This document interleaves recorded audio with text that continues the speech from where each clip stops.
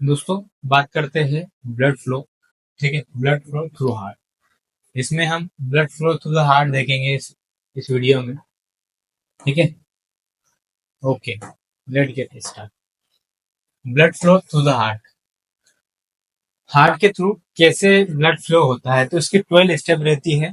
ये दोनों आप देख पा रहे होंगे, चार्ट बने हुए। दोनों पे मैं आपको समझाऊंगा। ये और ये दोनों को हम साथ में समझने की करेंगे। 12 स्टेप पाथवे है। ब्लड सबसे पहले क्या होगा, बॉडी से डीऑक्सीडेट मतलब कार्बन डाइऑक्साइड ब्लड क्या होगा, सिस्टमेटिक वेन। सिस्टमेटिक वेन कौन सी, सुपीरियर एंड इंफीरियर वेन के बाद फर्स्ट स्टेप में जो डीऑक्सीडेटेड ब्लड है CO2 बॉडी से और बॉडी टिश्यूज से क्या होगा, डीऑक्सीडेटेड ब्लड सुपीरियर वेने के और इंफीरियर वेने के के थ्रू, सिस्टमेटिक वेन सुपीरियर वेने के और इंफीरियर वेने के थ्रू क्या जाएगा, सेकेंड स्टेप में राइट एट्रियम में जाएगा। दोस्तों कहा जाएगा, राइट एट्रियम में जाएगा। ठीक है, राइट एट्रियम के बाद में ब्लड क्या कहा जाएगा दोस्तों, तो राइट एट्रियम के बाद में दोस्तों क्या होता है, राइट एट्रियम और राइट वेंट्रिकल के बीच में क्या होता है, एक वॉल रहता है जिसको हम क्या बोलते हैं, राइट एट्रियो वेंट्रिकुलर वॉल, या उसको हम क्या बोलते हैं, ट्राइकस्पिड वॉल। ट्राइकस्पिड वॉल क्यों बोल रहे हैं दोस्तों, इसमें 3 कस्प रहते हैं। कितने कस्प रहते हैं, 3, इसलिए इसको ट्राइकस्पिड वॉल। अभी जैसे जैसे ब्लड राइट राइट एट्रियम में गया तो ये क्या हुआ, ये जो वॉल था ट्राइकस्पिड वॉल ये ओपन हुआ और ब्लड का गया राइट वेंट्रिकल में। तो ब्लड का गया वहां से सीधा राइट वेंट्रिकल में गया। चौथी प्रोसेस में क्या होगा, ब्लड का पहुंच जाएगा राइट वेंट्रिकल में। अब राइट वेंट्रिकल में जाने के बाद क्या होगा, राइट वेंट्रिकल में चला गया ब्लड, अब ब्लड जाएगा दूसरी जगह का।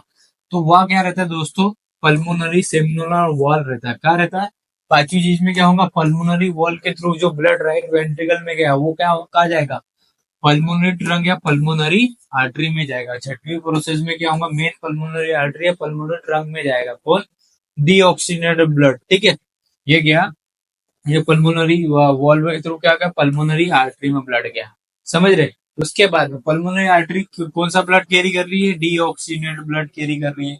तो ये कहा जाएगा, लंग्स में जाएगा। कहा जाएगा उसके बाद ये पल्मोनरी आर्टरी के थ्रू कहा जाएगा दोस्तों, ब्लड लंग्स में जाएगा। और लंग्स में क्या होगा दोस्तों, गैस एक्सचेंजेस होंगे। गैस एक्सचेंजेस होंगे मतलब CO2 कार्बन डाइऑक्साइड किस में कन्वर्ट हो जाएगी, ऑक्सीजन में।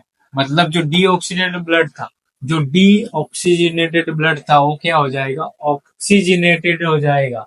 जो लंग्स के एल्वोलाई है उसमें जो डीऑक्सीजनेटेड ब्लड था वो क्या हो जाएगा, ऑक्सीजनेटेड हो जाएगा। और सातवीं प्रोसेस में फिर वो ब्लड का जाएगा पल्मोनरी वेन के थ्रू। पल्मोनरी वेन के थ्रू का जाएगा लेफ्ट एट्रियम, किसके थ्रू, पल्मोनरी वेन के थ्रू। पल्मोनरी वेन के थ्रू का जाएगा वो, पल्मोनरी वेन के थ्रू कहा जाएगा लेफ्ट एट्रियम में जाएगा। दोस्तों कहा जाएगा लेफ्ट एट्रियम में जाएगा। अब लेफ्ट एट्रियम में जाएगा तो उसके बाद में आर्टरी प्रोसेस में क्या जाएगा वो, माइट्रल वॉल। ये जो आप देख पा रहे होंगे ये लेफ्ट एट्रियम, तो यहाँ पर क्या है बीच में माइट्रल वॉल है, जिसको हम क्या बोलते हैं, बाइकस्पिड वॉल भी बोलते हैं। और इसको क्या बोलते हैं, लेफ्ट एट्रियोवेंट्रिकुलर वॉल है, बाइकस्पिड वॉल है, माइट्रल वॉल बोलते हैं।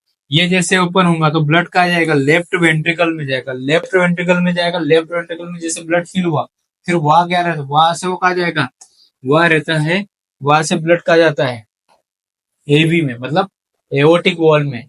एओटिक सेमिनुलर वॉल मतलब सेमिलुनर मतलब आधे चांद की तरह एक वॉल बना रहता है जो कहाँ खुलता है, एओटा में। तो उसको हम बोलते हैं एओटिक वॉल। तो जो ऑक्सीजन ब्लड था लेफ्ट वेंट्रिकल से कहा गया, एओटा के एओटिक वॉल के थ्रू कहा गया, एओटा में गया। मतलब largest branch of the artery कहा गया, लेफ्ट वेंट्रिकल से कहा गया, एओटिक वॉल के थ्रू कहा गया, एओटा में गया। और एओटा एओटा के थ्रू कहा गया और सिस्टमेटिक आर्टरी, जो बॉडीज में जितनी भी आर्टरीज और कैपिलरीज है वहां गया ऑक्सीजनेटेड ब्लड।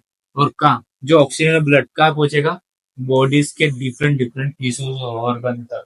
तो ये it is all about the 12 step pathway. इसको क्या बोलते हैं हम, 12 step pathway blood flow through the heart. इसको 12 स्टेप पाथवे बोलते हैं थ्रू हार्ट। तो आई होप सो आपको ईच एंड एवरीथिंग समझ में आए होंगे। Thank you so much.